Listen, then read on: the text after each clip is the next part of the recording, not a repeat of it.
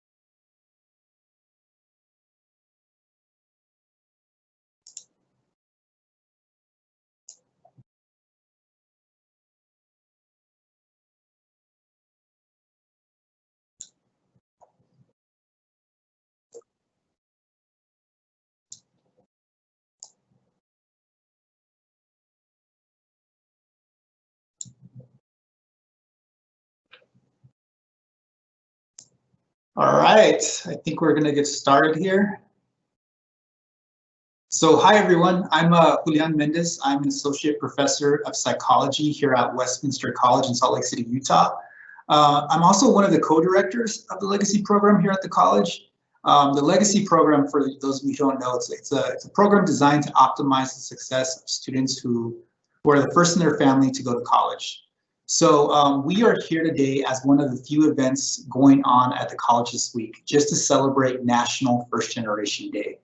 Now today you will hear us talk a lot about first generation college students, but I want to make sure that everyone understands what that is and who first generation college students are. Depending on who you ask, you might get slightly different answers regarding who first generation college students are. But the most common definition of a first generation college student is a student whose parents or legal guardians have not completed a bachelor's degree. Now, if this is you, and you are planning on earning your bachelor's degree, this means that you will be the first person in your family to attain a bachelor's. Oftentimes this means that you are the first person in your family to attend college at all. Now, being the first in your family to go to college, it's a very beautiful thing. It can also come with some challenges, and that's some of what we'll talk about today. Now, I mentioned that today's event is part of Westminster College's celebration of National First Generation Day. So let me just give you some context about that before we begin. So in 2017, the Council for Opportunity in Education and the National Center for First Generation Student Success launched the inaugural First Generation College Student Celebration. So for the week of November 8th, colleges and universities across the country are encouraged to celebrate the success of first-generation college students, first-generation college faculty, and first-generation college staff in any and every way possible. So during this week, institutions across the country invite first-generation speakers to their campuses. They offer programming on how colleges and universities can foster the success of first-gen students. We host lunches and learning events. Some institutions kick off mentoring programs, or we feature first generation students on our websites. We do a lot because being the first in your family to go to college is an extraordinary achievement. In fact, many first generation college students serve as role models and inspiration to people like parents, younger siblings, and their greater communities. So for many first generation students, college is a chance at opportunity and upward mobility for their whole family. So in many cases, when a first generation student succeeds in college, a lot of other people succeed as well. So let's begin our event. I am here today with some extraordinary people. The people I'm here with were either the first in their families to go to college and earn a bachelor's degree, or they work extensively with first generation college students now. This panel of individuals are some of our most prolific community members at Westminster College and serve as faculty and as staff. So the purpose of today is for these individuals to share some of their experiences with you to help you understand their personal and academic journeys of people who are the first. Now, as we go through today, I encourage our audience members to post questions using the live event Q&A function so that we can get into specifically what you are interested in as well. So with that, will the panelists please introduce yourself and briefly describe your background and position at the college? Whoever wants to start. I can start. Hi, everyone. My name is Ranjan Adiga. Thank you, Julian, for that introduction, and thanks to the organizers for hosting this event. It's a wonderful opportunity for me to be able to share my experiences with you. So I am first generation in the sense that I came to the United States as an immigrant college student. And even though my father did go to college, he went to college in a small country called Nepal, which is millions of miles away. And so as a college student, the kinds of experiences that I had and the struggles that I had felt very much like a first generation experience because I was unable to kind of share and get feedback about those experiences from my family. Now, with that came a lot of positives that I know we'll get into. So I'm really happy to be here at Westminster. I teach in the English program, and my concentration is creative writing. So glad to be here, and thanks again for having me on the panel. I can go next.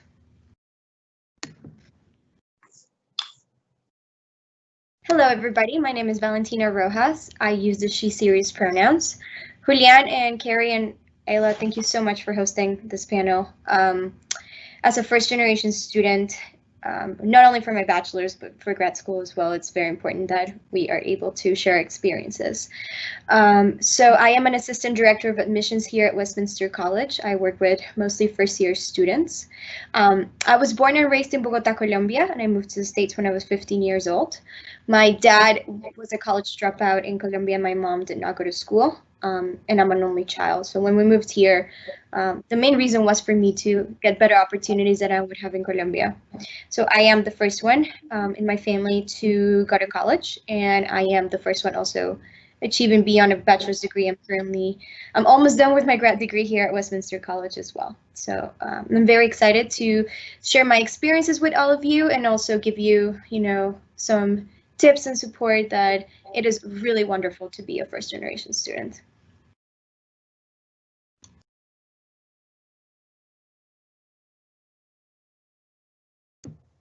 I can go next.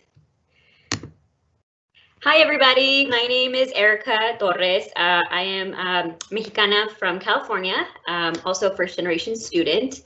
My parents are from Mexico. Dad got a little bit of middle school and mom some high school, didn't get an opportunity to finish high school due to work obligations for family.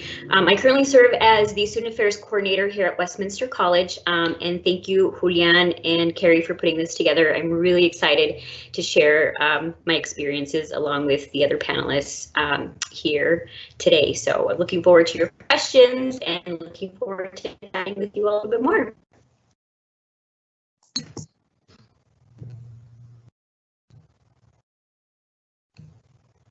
I think you might be muted, Dr. Seals.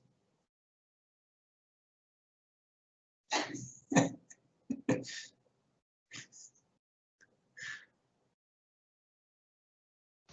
about now? You're good. Okay.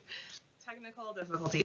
Okay. I'm Vanessa Seals. I am the director of the McNair Scholars Program here at Westminster, which is a program specifically designed to support first-gen, low-income, and underrepresented students who want to get a PhD, which is the furthest along you can go with your graduate career. Generally, your professors in college will have PhDs, but there are a lot of other things you can do with them. I'm originally from Price, Utah, so I'm from the middle of nowhere, and I wanted to go to college, so I went to the University of Utah and studied African American Lit. I'm not first gen, but I do come from a family who looks at college very vocationally. So my mom is a social worker with a social work degree. My aunt is a nurse with a nursing degree, and I had an English degree.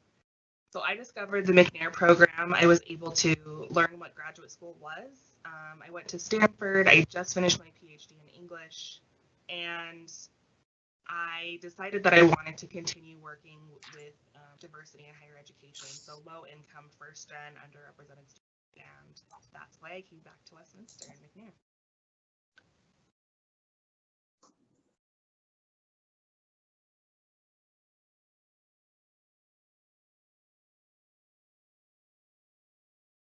Okay, it looks like we have one more panelist, Tashelle. Okay, hi everybody. Can you all hear me? Yes. Yay. Okay, my voice is gone, so I was like, ugh, I probably sound horrible. So I am Tashelle Wright, and I am a first generation college student. I actually started my journey at Salt Lake Community College right out of high school. I had the opportunity to attend the U, but Salt Lake Community College really appealed to me because of the small classes and the diverse faculty. Actually, I was recruited on a scholarship, which I was really excited about, to do math Mesa STEP. So if any of you are in Mesa Math Engineering Science program, that's where I kind of started. And so I later transferred to Westminster College as a McNair Scholar, and I'm really excited to be back there as the McNair Program Coordinator, working with Vanessa. It's a blessing, and I'm really excited to see my journey go full circle. I'm currently a PhD candidate in public health. I still have family who think I'm becoming a medical doctor and ask me to diagnose them, especially now with COVID. But that's part of it, right? When we decide to further our education, sometimes our families might not understand what we're doing or why we're going to school for what seems like forever. And so that's part of my experience. But I am proud and honored to be someone who has come this far as a Black woman and a single parent. And especially in this world of academia, there's a lot of challenges. And then I am definitely a firm believer that I'm one of my ancestors' greatest dreams. No women in my family went to college. Only a few even graduated high school. And then I would not be here, and I wouldn't have made it this far if it wasn't for the Black and Brown mentors and the femtors who have been there to support me. And many of them were also first generation. So I learned from their experience. Thank you, Tashelle. So for many of you on the panel, obviously it's a very impressive panel here. For many of you, you were the first in your family to go to college, or you have worked extensively and consistently with first generation college students. From your perspective, what are some of the greatest things about being a first generation college student? In other words, what does being a first generation college student mean to you or mean to the students that you work with? I can go. So to me, and this is something that I learned when I was an undergrad student, is that we need to destigmatize the idea of being first generation students. There's nothing wrong being the first one in your family, whether it is, here or anywhere else, to get to a degree, right? In a way, you have to look at it as a superpower. It is a wonderful thing that you're doing. First generation students tend to be more resilient, tend to fight harder, and that's a very beautiful thing. To me, also, being a first generation student is a sense of pride, not only to me, but to my community. Latinx families tend to be very family oriented. It's kind of like everybody's involved in your business for better or for worse. And the idea that you're the first one to achieve wonderful goals, it's not only a sense of pride for you, but it's the whole family gets to celebrate this great accomplishment. So it's part of, making your family proud and everybody who support you and see you grow. And I was just listening to the introduction of these panelists, and they're really, really wonderful people. So I can only imagine, the pride that came from that. Thank you.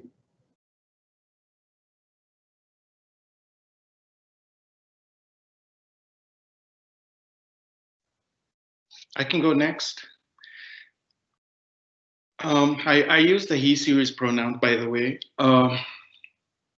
Yeah, for me, being a first generation student was really exciting. You know, it was a really sort of an inspiring experience. It was a mixed bag, sort of, however, because I my family was very proud of me. And I also felt like I was representing a larger community of immigrants from South Asia, which at the time that I went to college at the University of North Carolina, South Asian students were massively minoritized, you know, among the brown and immigrant students. South Asians at the time were pretty much a minority community. So in that sense, I felt very proud to be where I came from. So for me, it was a badge of honor. It was very inspiring, but at the same time, I did feel a weight of expectations from the family. They didn't necessarily mean to put that pressure on me, but there was a sort of an expectation to keep performing or even outperforming. And I can see why my family would have those sorts of expectations from me, because not only was I the first from the family to go to college in the US, but the first from the family to actually travel to the United States. And if you think of where I originally came from, a really small country, the dream of getting like a higher education in the US is the gold standard. So, you know, it was a mixed bag, and I definitely had a lot of positive experience, inspiring experiences. But at the same time, I was also carrying a weight of expectation every day. And all of those things combined to create this wonderful and complex experience, which I can talk more about later. Thank you, Ramjan. Erica. Yeah, so when you ask what is one of the greatest things about being first generation, I mean, being the source of pride for your community and your family. I mean, it just makes my heart so happy. And of course, with that comes other things that we'll talk about here shortly. But certainly paving the way for my siblings, my sisters to also want to pursue higher education. But I think also one of the great things about being first gen is that it's a representation of how hard my family and our families have worked to break away from the cycle of generational poverty. It's not my own achievement, our own achievement, but the lifelong support and care that they have provided us, right, to become these first generation students. You know, Valentina had mentioned that being first gen is a superpower. It certainly is, right? And I think one of the things that also is great about it is sometimes resources that we all had in my own family is that it fostered a really, like, some of my best creativity and resourcefulness that I have now as an adult. And I carry that with me till today. You know, our backgrounds are a strength, and they're beautiful. And I know that sometimes there may be a time where it might be used that we might be ashamed of it, or we might not be proud of it, but it's a great strength. It is a superpower. So that's what it means for me to be a first gen, and it was a journey to get here, but it certainly is a great thing. Well said, Erica. Tichelle. Yeah, so when I think about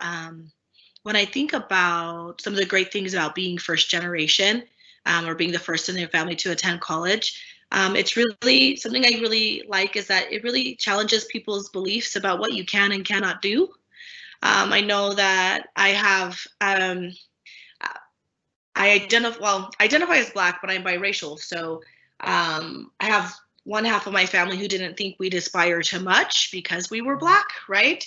So it's really exciting to be able to challenge their perceptions on that, and then to surprise people, right? So sometimes I'll go places and people are surprised that we're educated, or, you know, that we've come this far. So it's kind of nice because we get to break these stereotypes that people even our own families often place us in, either in a meaningful way or not, right? Another great thing is I agree with Erica. You learn to be really resourceful.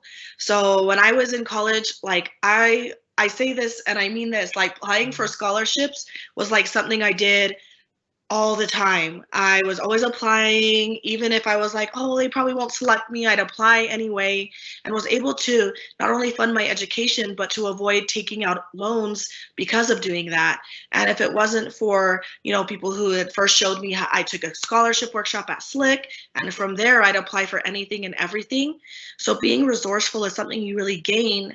And then, you know, you share that, right? So, and you bring people along the way. And so that's been really great to be able to work with scholars who are first generation and say, I can relate to you on this level and that level. I worked the whole time I went to school. There was classes I struggled in. I was someone who got tutoring at one point. There was a point I got to be a tutor, and you go through these struggles. You talk about how you even talk about this process with your family in English or in Spanish. And so it's been really nice to be able to use what I've learned and share with others and bring up other first gen folks along the way. Thank you, Tashelle. Dr. Seals? Yes, I just want to echo what everyone else has been saying. In my experience working with first gen students, there are so many skills that you've had to deploy in order to get to this point. It's such a huge achievement to finish high school. It's such a huge achievement to start college. And so you've been able to do all of these things without someone handing you the playbook or the rule book, basically saying, like, here's how you do everything. And so I agree with the creativity. I agree with the persistence and resilience. Tashelle and I just had a conversation with a student the other day who said she applies for scholarships all the time, and she's been able to fund most of her education that way. And she said something that was really interesting. She said, there's money out there and people just don't apply. And I think because you've had to, as first-gen students, work that much harder to get there, then that kind of gives you a sense of perspective and purpose that students who maybe were given the rule book by their parents don't necessarily have, and they don't think about it the same way. Thank you, Dr. Seals. So I'm actually going to go next to an audience question. I think this is a really good question. Panel members, what is the first thing you would say to a first-gen student who tells you, I don't think I can do it. I don't think I can do college. I don't think I can succeed in college. What would you say to them? I'll tell you a phrase we learned when I was a McNair Scholar, and Tashelle says it often, and it makes me really happy. Don't self-select out. So don't not apply because you don't think you're good enough. Apply and see what happens. Maybe they'll say no. That's always a possibility. But more often than not, you're going to get yeses, and you're going to get help in ways that you didn't anticipate it. Valentina? Yes, I think Dr. Seals really, said it right. But I think that we also, as first-generation students, and please insert any other identity that you have, we've been told for so many times that we can do things, and that just kind of becomes part of our daily life, and it's our mentality. And I think that we need to step away from that, start decolonizing our minds, because you can do things, and you will be able to do those things. And another thing that I had to learn the hard way, and it took me until grad school, literally until this semester, to learn, is that it's okay to ask questions, it's okay to not know the answers, and it's okay to seek help. First generation students, we tend to navigate a lot of these systems on our own, because the systems were not built for us. They were not built for women. They were not built for people of color. They were not built for any other identity that is not white men. So when you are able to take that out of your mentality and say, you know what, at the end of the day, you can accomplish anything that you want in this world. All right, Erica. Gosh, mine's gonna be short and sweet, but yes, you do it. You belong here. I asked those questions. I believed that. I believed I couldn't succeed. And like Dr. Seals had mentioned, we, self-selected out. Maybe those are just underlying thoughts that we have that we don't. Okay, maybe not short and sweet. Sorry. Maybe those are ideas that that we go into this thinking. But you do belong in these spaces, and we need you here, right? I mean, we have this really great group of panelists. Faculty, staff, we're waiting for you to come. So yes, you can succeed, and we're here to help you. And the resources are there. And we'll talk about how we navigate, how to find these resources and how to navigate the institution here in a little bit. But yes, these are spaces that you belong, and they weren't created for us, like Valentina said. But there's really great groups of people, a community of people who are ready to help you navigate this world. Getting so passionate, Tichelle. Love this. Well, to go along with that passion, you could probably tell I'm definitely an extrovert, but I often say you need to be your own cheerleader, right? Because sometimes at the end of the day, you are who you got, especially if people don't understand what you're doing and why. I always tell students to give yourself and take the advice you'd give your best friend, right? So would you cut your friend down and say, oh, you won't be able to do this, you can't do this? No, for the most part, we wouldn't, or that's not a great best friend, right? So be your cheerleader and find cheerleaders and mentors or femtors who really do truly support you. As I mentioned, if it wasn't for some of the Black and brown women and men in my life who coached me through SLIC, through Westminster, now in a PhD program, I wouldn't be where I'm at, right? Because there are gatekeepers and there are unwritten rules that no one tells us, right? So if you need to find people who support your goals, but at the end of the day, you really have to be your own cheerleader. As soon as you break yourself down, there were times I would write my own positive affirmations, like you can do this, you're great, things people would tell me I would write down and post up. But, as Vanessa said, don't self-select out. Don't be your worst critic, even though it's easier said than done. Because we need you in these spaces. That's how we got to these spaces. There wouldn't be many of us on this panel if we had let our inner voice take over. I agree. I think, sorry. No, go ahead. Yeah, I think in addition to being your own cheerleader, I think I would say also know that you're probably not the only one going through that experience. A lot of times, speaking from my own experience, I used to kind of isolate myself a lot. I was scared of asking questions. I was scared of kind of looking for resources. The people that I was surrounded with were not first generation for the most part. For example, my roommates or some of the classmates that I had. And so I, at least for the first year, I spent a lot of time feeling like my experiences were uniquely my own. And, it was when I started to open up and started to ask questions and be okay to ask questions and make mistakes and find resources on campus is when I started to feel like more a part of a community. And it took me a while to get out of that shell, but it taught me a lot when I finally was able to kind of start that process of seeking help and just talking to people. Thank you, everyone. Anyone else, last minute thoughts on this? All right, let's talk about some of the difficult things. So as you all mentioned, and you've started to go into this already, but let's go deeper. We've mentioned that being a first generation college student, it's a very beautiful thing, and there's so much that we learn from being a first generation college student that is not only going to benefit us in college, but throughout life, right? But what were some of the biggest personal and institutional challenges that you experienced as one of the first people in your family to go to college?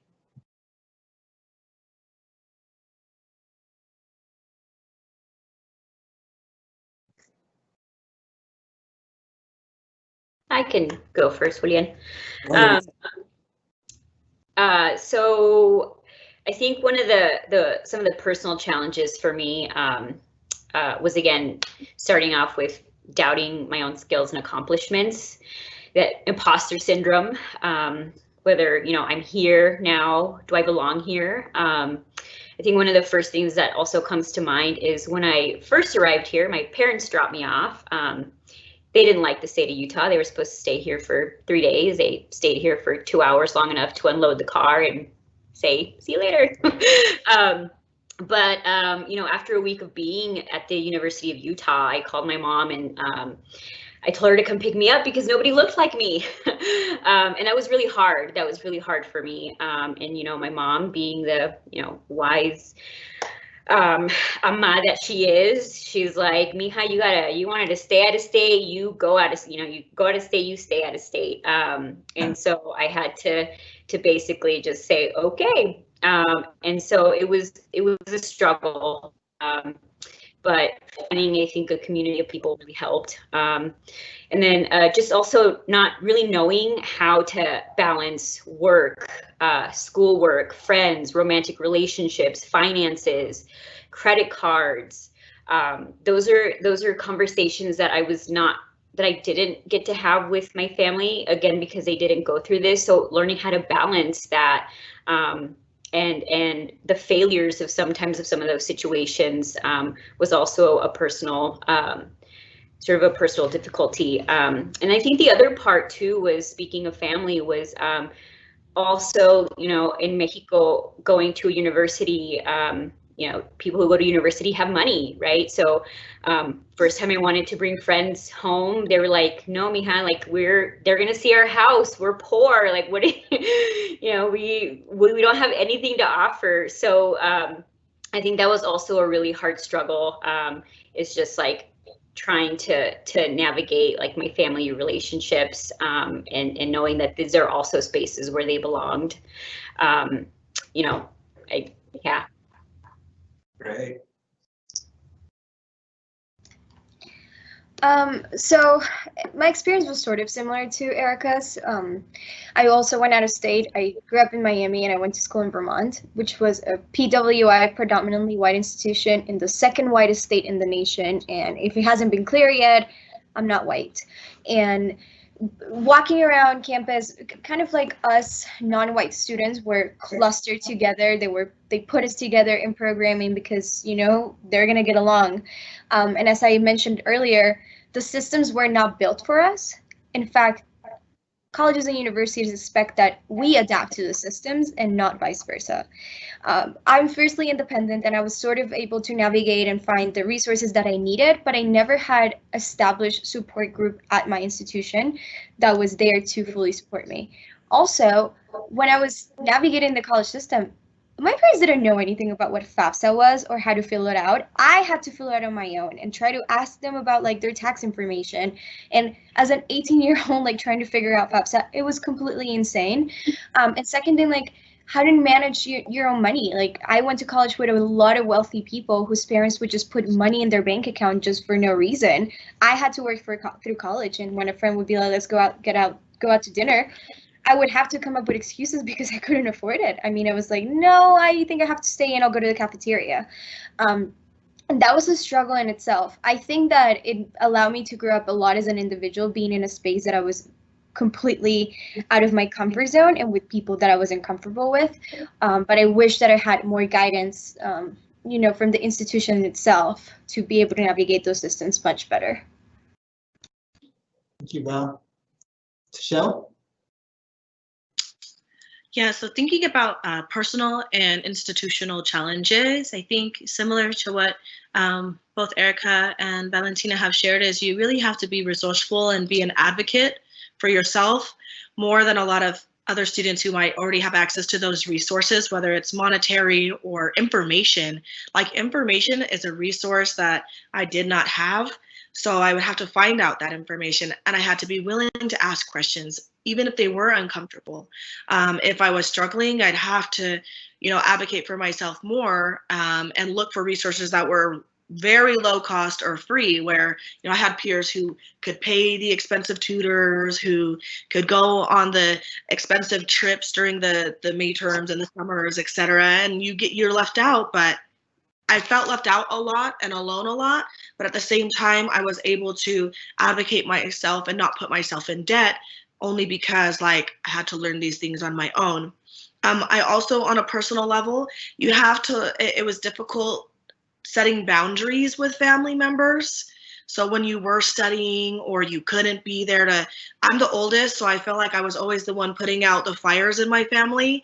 So so-and-so would be fighting and they'd call me during the day or in the middle of the night and expect me to like try to mediate a conversation, and I had to let them know I'm studying, I have things I have to do, and setting boundaries was really difficult. I had to seek therapy, which I think is an important and beautiful thing, but I never did that before I went to college because college was hard to set boundaries for personal relationships. So those are some of the challenge, but you learn to navigate, you learn how to you learn how to find resources. And, you know, just as people have said, ask questions, find out how you can live your best life and your most healthy life on a physical and mental health level while you're in this settings. Get to Shell. Dr. Vanessa Seals. Yes, I think all of these things that Valentina, Erica, and Tashelle have said are wonderful. And I just wanted to add one of the things that students often come into my office with is that they feel like they're letting a lot of people down. There's a lot of pressure. Like, yes, it's your family and your community's achievement as well, but that can kind of be a double-edged sword when you don't feel like you're doing enough or you're doing well enough. And so I think, like Tashelle said, setting those boundaries and going to therapy and learning how to talk to your community about what you're doing and why. And for instance, like I said, I went to Stanford for grad school, which is very impressive, but I had such a hard time my first 2 years that I felt like I was throwing away this amazing opportunity. And so on top of having a hard time, I was beating myself up because I thought I was letting a lot of other people down. And I finally had to have a conversation with my family about that kind of weird feeling. And they were very understanding. But it took a while to figure out how to have that conversation. And so I think there's this often pressure we put on ourselves and that our communities put on us and that our families put on us that when you start feeling that, go ask for help from a therapist, talk to other first-gen folks, talk to first-gen offices. There are ways to manage it, but it's very real. Thank you. Yeah, I think it's also important to recognize that first gen is not a monolith. You know, although all of us have maybe a lot of similar experiences, we're also defined by our individual lives and individual experiences, individual histories and so forth. So in my case, the personal challenges, some of my personal challenges were assimilating into the larger American culture, dealing with language issues, accent, you know, all of those things were piling on top of each other. So there were a lot of struggles that I had to navigate through. But in terms of institutional support, maybe I can speak as a faculty member here. So 2 years ago, I remember I had a first-gen student in my class at Westminster, and their attendance initially in the first few weeks was really poor. They weren't showing up in class, they weren't turning in their work. And I had no idea what was going on. And finally, when I reached out and when we were able to have a conversation, I found out that their parents came to this country as refugees. So they were like wearing multiple hats at the same time. So for them to actually come to class was a privilege because they had to run different kinds of chores at home. Their parents weren't speaking English, so they had to help their parents out just buying groceries and things like that. So we also have to understand that just showing up to class and turning in work every day could be a matter of privilege that we don't necessarily take into account. But after I had that conversation with the student and we were able to find a solution to move forward, is when, you know, things started drastically improving. And I could also see the satisfaction in the student knowing that they had a professor that they could talk to. And I think this is the other thing. Maybe there's a misconception sometimes, high school students coming into college, that professors just go to the classroom, teach, and go back home. But most of us wear, you know, multiple hats. We Our mentors were advisors, and part of our responsibility and part of our job in college is to be able to help our students outside of the class, to help them become better students, help them in their academic journey, and so forth. And it was helpful for me also to know that the responsibilities of that student were different than the responsibilities of other students in the class. So it helped me also become more flexible as a professor. So we were able to find that sweet spot where I was a little bit more flexible, but at the same time, the students still had to show up in class. They still had to turn in work. And so you can find the right balance, you can find the right solutions. What you have to remember is that most professors and staff, but since I'm a professor, I'm going to speak on behalf of faculty. I think most of us are ready to work with you and help you out. But going back to one of the initial struggles, it's also upon you sometimes to kind of seek help and ask questions and be okay with that. Thank you. So just sort of summing this up, what I'm hearing a lot is a lot of you talk about like the hidden curriculum of college, right? It's what we sort of call it here. So the hidden curriculum, what does that mean? Well, when you've had parents who've gone to college, they are passing down cultural knowledge about institutions of higher education, right? So Valentina mentioned like applying for financial aid. I didn't learn about what that was till like my junior year in high school, and my counselor told me something about applying for financial aid. Oh, this exists? Okay. You obtain cultural knowledge about scholarships, about internships, about how to approach professors in office hours, about how to approach professors about letters of recommendation. I thought that you go to college, you take classes, you get grades, and you come out with a good job. It's not the way it works.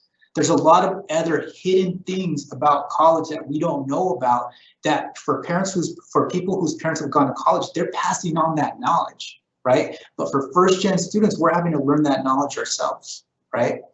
Now, panelists, you spoke a lot about the challenges you experienced, and you sort of went into this a little bit, but if we can go deeper here, how did you navigate these personal and institutional challenges? And I want to sort of bridge this with a question we have from the audience, which is the audience is hearing a lot about mental health and taking care of one's mental health, right? So one, how did you navigate these challenges? And how did you navigate challenges specifically related to mental health? And then if anyone can speak to this, does Westminster offer any sort of resources for first-gen students or resources as it relates to mental health? I know I'm asking a lot of questions there, so feel free to take different pieces of it.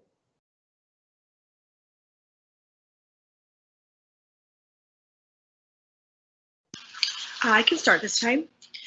So, really when it comes to navigating, what I would say is, like, what I had to do was really advocate for myself. I had people who assumed I didn't know what I was talking about, or I didn't know things.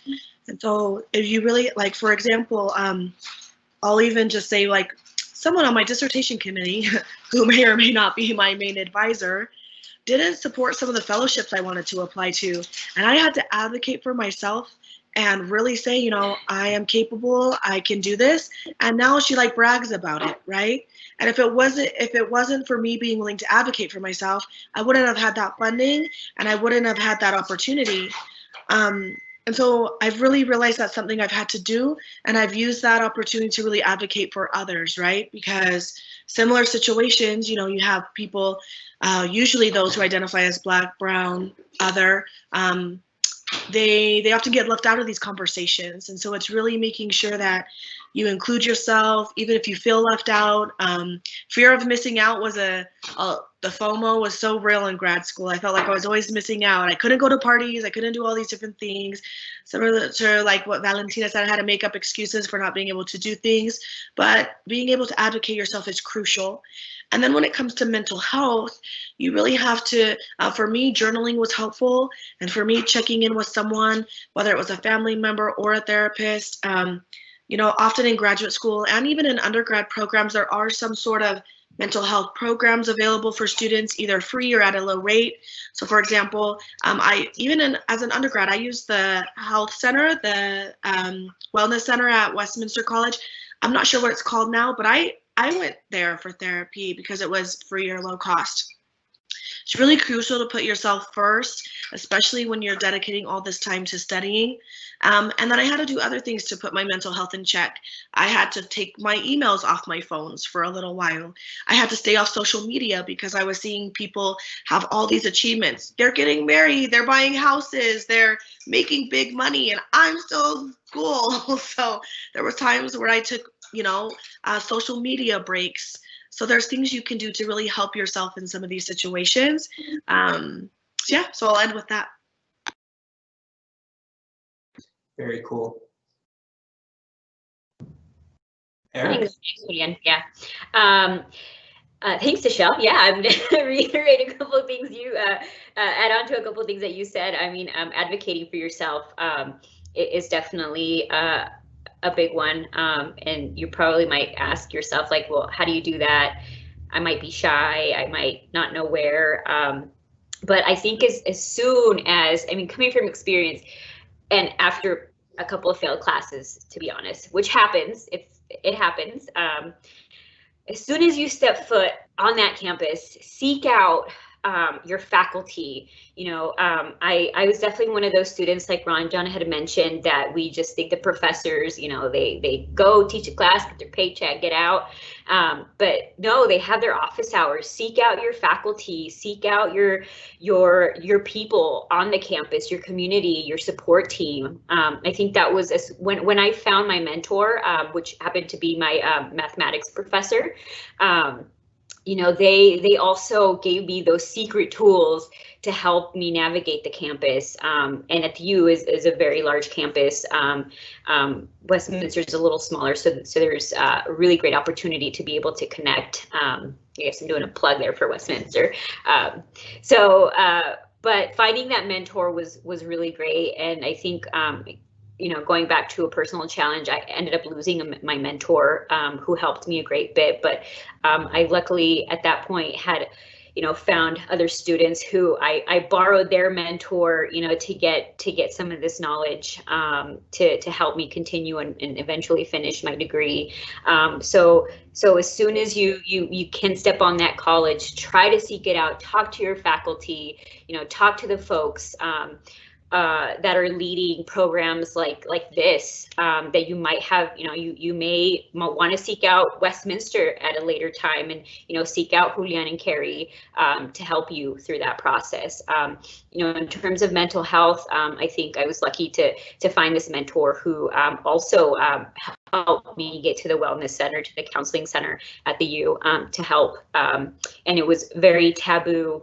It was something, I think for me, being depressed or going through anxiety was sort of it was sort of related to laziness. And it's not, right? It's a real thing, but it definitely helped a lot. So just know that if there are many of us who have sought out to, talk to a counselor or therapy, and that's okay. It's put you first, definitely, like Tashelle had mentioned before. Well said. Dr. Vanessa Seals. Yeah, so I wanted to talk about it a little bit from the perspective of someone who's on the institutional side and some things I've learned. I think when I was listening to Valentina's story about them just being grouped, like, oh, you're students of color, like, why don't you hang out together? Precisely because these organizations weren't built for people of color, for women, for immigrants, for anyone who falls under those categories. Sometimes institutions think they know what you need. And they're like, oh, you need friends. And so they create a little group of students of color, so you'll have friends. But what you actually need is someone to understand that you don't have as much time to dedicate to extracurricular activities and projects outside of class because you might be working. What you might need is someone thinking they're like, oh yeah, we know we can cover. So I'll give you an example. We cover a lot of costs for graduate school applications. They can get very expensive for our students. And we were like, oh, this is great. There's this one little cost that they can cover on their own, which is it costs $27 per school to send your GRE scores, and the GRE is like the SAT or ACT for grad school. But if we ask our students to apply to 10 schools, that's almost $300. And it wasn't until recently that we were able to kind of find the funds to help subsidize that, when we were like, oh, it's cool because we're covering like thousands of dollars worth of costs. So why can't you pay $270? And the answer is because sometimes you can't.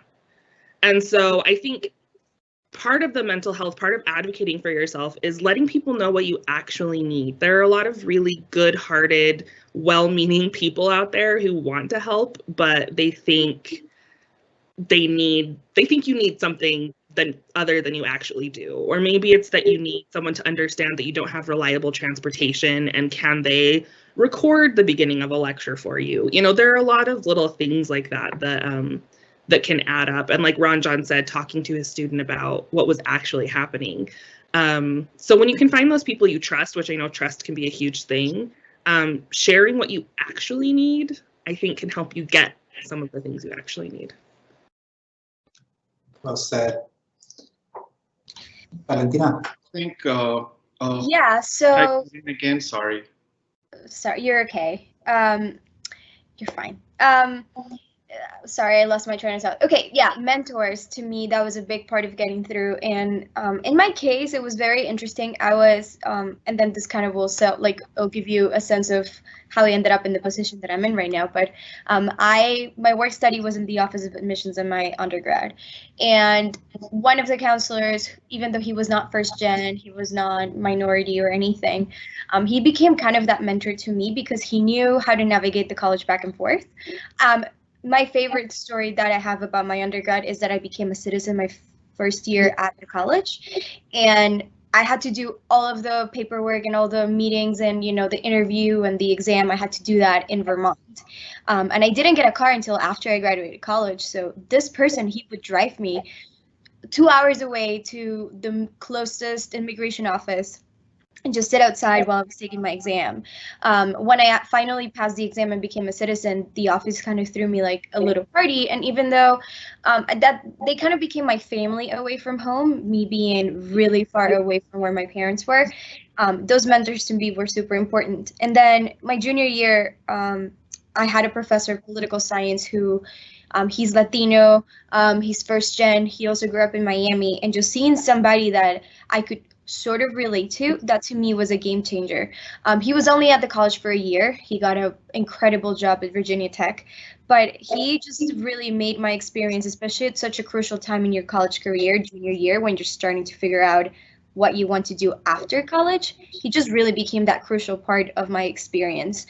So just to echo, try to find, you know, those resources, those people, trust. I know it's really hard to trust people, as Vanessa was saying, but try to find those people that you can relate to. And lastly, at Westminster, counseling services are free for students, so you can absolutely, you know, get that if you want to.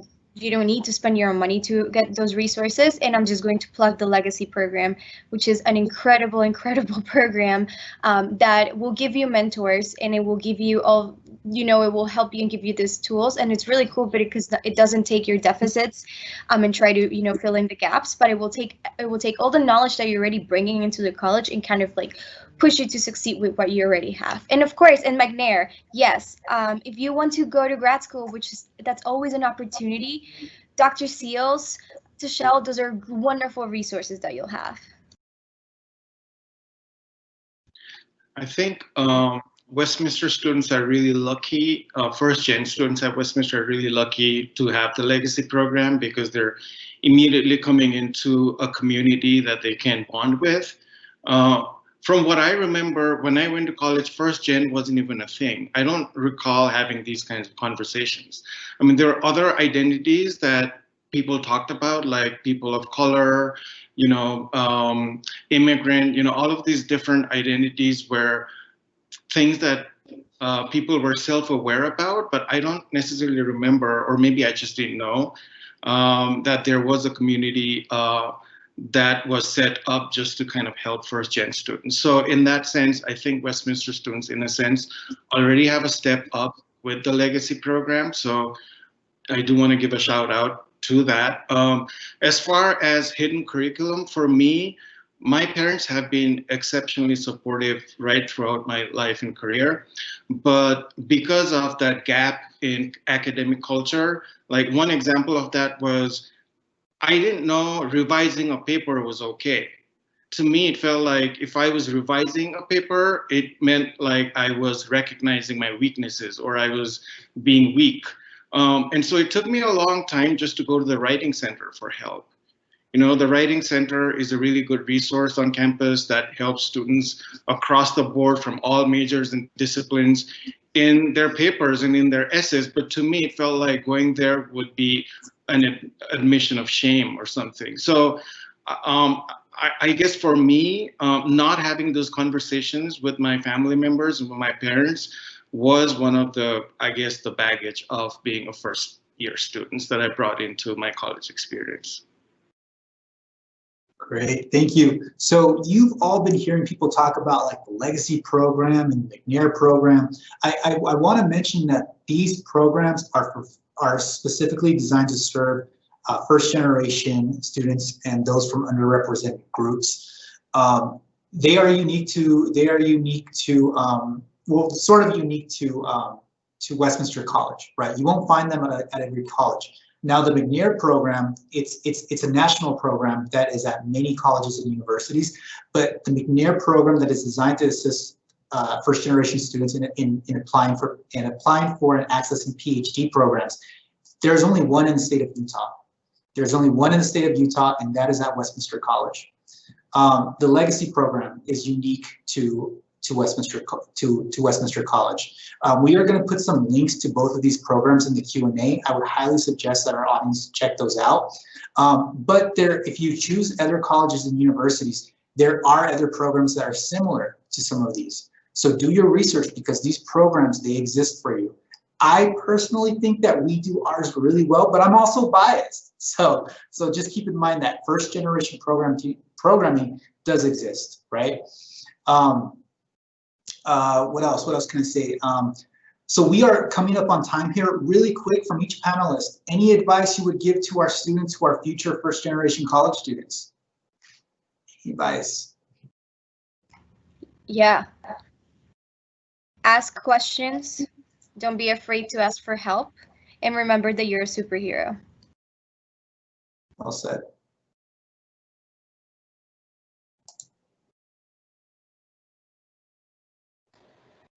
That was almost like a mic drop, Valentina. That was really good. I'm looking at the Q&A and there's one question that I'm going to try to wrap into my advice. What's the best advice you give yourself when you're criticizing yourself when you're not doing well? I think one of the cool things about being a student is you can constantly remind yourself, I'm a student, and if I already knew this, I might be teaching the class. The point of it is to learn.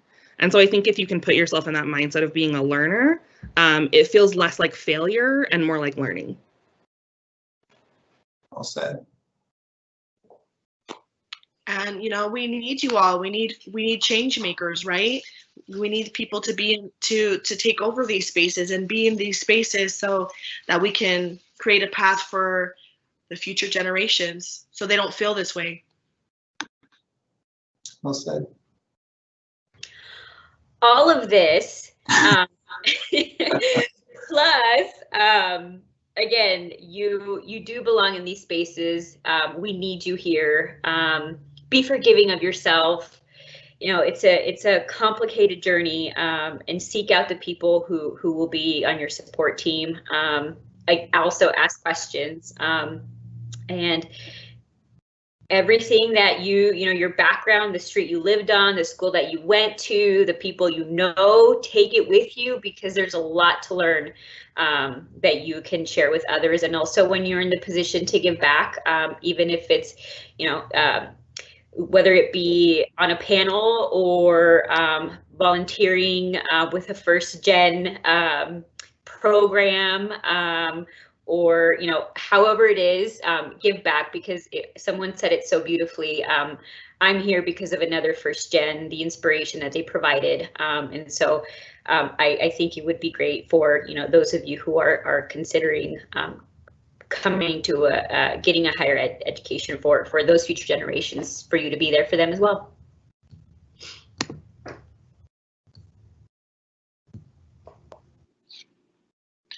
I agree. Ask questions. It's okay to make mistakes.